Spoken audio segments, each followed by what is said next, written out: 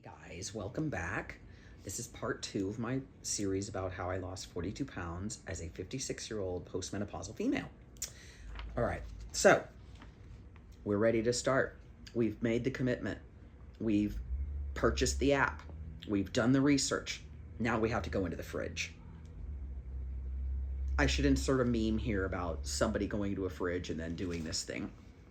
Yeah, that's how I felt about my fridge when I finally committed to this whole thing. So when you go into the fridge and you know you're going to have to make some drastic changes, you look at what's there. You're going to see everything you love. The fats, the sugars, the proteins that you do like. Then you have to check, is that the right protein? Should I be eating that protein? Do the research, develop the list, cull everything that is not what you want to put on your diet. So there was a lot in there that I knew I needed to get rid of, and I was not going to waste. I wasn't just going to chuck it into the garbage bin. That's not cool. It's not ecologically nice. It doesn't, honor the commitment of whatever it is that produced it.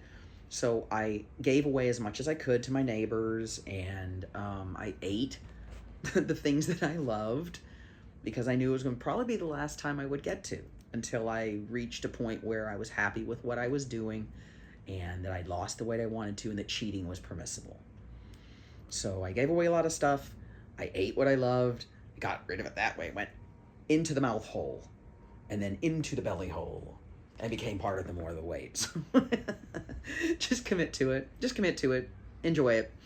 And then once that was done, I got my diet pulled together. Now I did a lot of research online and I knew that I wanted to stick with meats. No vegetables on carnivore. None. Zero. Zip. Zilch. None. N-U-N. None. You are eating meat, fat, and protein. And very few carbs. And it's like bacon and eggs. I mean, just start thinking bacon and eggs. What do I love? I love bacon and eggs. So I got myself bacon and eggs. Now, before I made the change to the shrimp, shellfish, Alaskan wild-caught salmon, I was eating beef, pork, lamb, didn't matter. If it crawled, walked, swam, or flew, it was going in my face. And we'll talk about the inflammatory nature of certain proteins against certain other proteins. I'm not going to go into that right now. But I will say this. I am extremely critical about the American meat market. Meat market meaning how the animals are raised, where they're raised, what they're fed. Are they exercised? Do they ever see sunlight? Has this animal ever eaten a blade of grass? Has it ever eaten a bug? I just think the American meat system is horrifyingly inhumane, and I refuse to promote it, eat it, nothing. As you guys already know, my husband's Japanese, and we eat primarily Japanese meats of any kind, form, or persuasion. They're going to be cleaner, more humanely raised, sacked, produced, and just it gives you an overall better feel that the animal was actually honored for its sacrifice to you. So I eat only Japanese eggs. I eat only Japanese meat, period. Fish. Alaskan wild-caught, though. I do not eat Japanese fish unless it says wild-caught, and you have to read the labels. This is considerably more expensive, I will say that. So there is a bit of a commitment here, and if you are able to make it, make it. If you are not able to make it, do the best you can, and maybe think about organic, farm-raised, wild-caught, like buffalo or ostrich or anything like that that's well taken care of and well loved. Even think Argentinian. The Argentinians do a really good job with their beef. It's amazing too. Oh my God. Yeah, I like beef, and when it's beef, it's Argentinian beef. Okay, let's just talk about that. Anyway, so the beef. I ate it. I ate everything. Bacon, eggs. I used the bacon grease to cook with and make all my other foods. Eggs, tuna. Used a lot of canned tuna from Trader Joe's.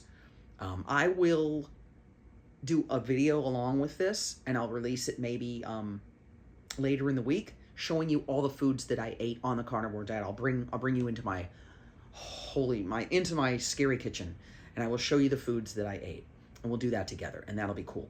So we did that, and I stocked the fridge with all the good things. I had cleared everything out, and I was ready. Not really. The scale. I don't do scales, guys. I have a little body dysmorphia, okay? Ask any friend that knows me well. I have body dysmorphia. It's not bad. It's not like I hate, well, no, I do hate myself. I've got a real hang up about my body, and I tend to not want to go clothes shopping. I don't like how I look, all those things. And being huge in my eyes is even worse. I didn't want to have any part of it. So stepping on the scale was absolutely horrifying. And I had an idea where I was, but this was like, this is the weight I'm putting in the app. And this is the weight I'm going to be held to for all of my macros and all of my activities and how I talk to the app, the formula app, and how I relate to it. So we did that. Yes, I'm reading my script. Do you like my script? I got a script. You think I'm smart enough to hold all this in my head? Are you joking? Come on. I'll pass that. Right. So, with all that said, I didn't let it stop me eating. I enjoy food. I love food. I love beer.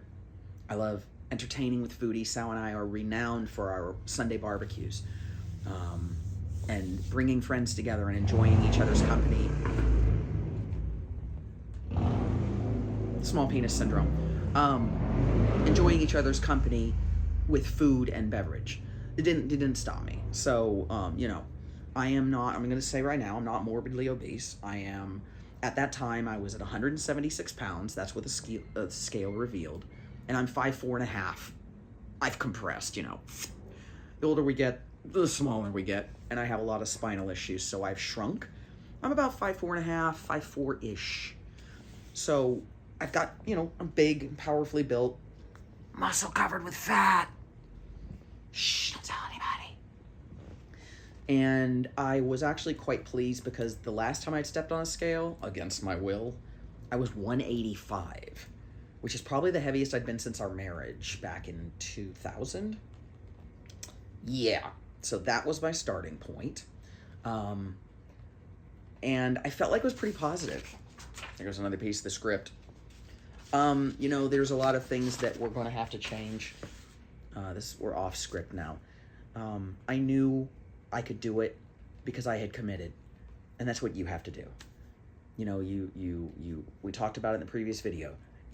You're triggered, you make the commitment, you change up the things that need to be changed.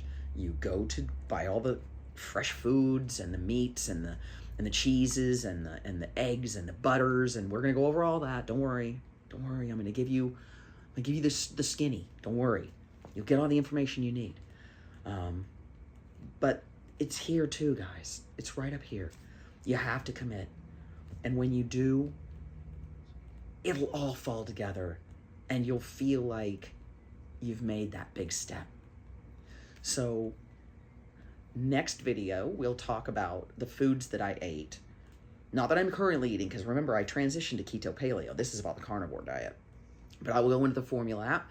I will find the products, and I will either list them or somehow link them down in the video description below.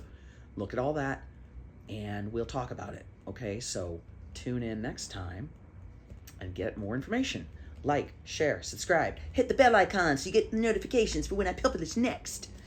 And please remember, everybody watch to the very end. Give me my minutes. It really helps with the engagement, helps with sharing this with people who may need it. And feel free to share it with anybody you think might benefit for this, okay? Until I see you guys again, and we're in my scary kitchen, I say goodbye. And remember, be good or be good at it. But whatever you are, be awesome.